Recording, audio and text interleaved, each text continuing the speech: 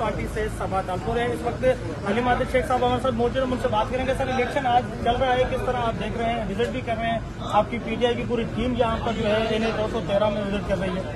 देखिए, इलेक्शन तो जलसे के दिन ही हम जीत चुके हैं।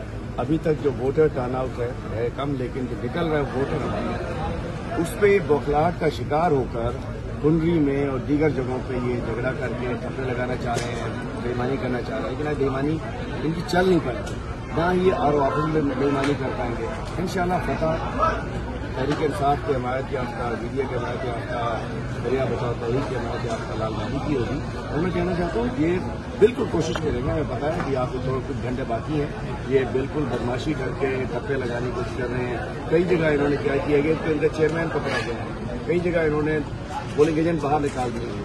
ये वारदात करना चाहेंगे, लेकिन हम जाग रहे हैं, हम मूव कर रहे हैं। हमारे हर जगह हम अपने वोट की चौकीदारी कर रहे हैं। इंशाल्लाह वोट छीनने नहीं देंगे। रिजल्ट तहरीक इंसाफ का लाल बहादुर जीतेगा इंशाल्लाह। जी, आपने इनकी बात सुनी कि ये जो है लाल मालिक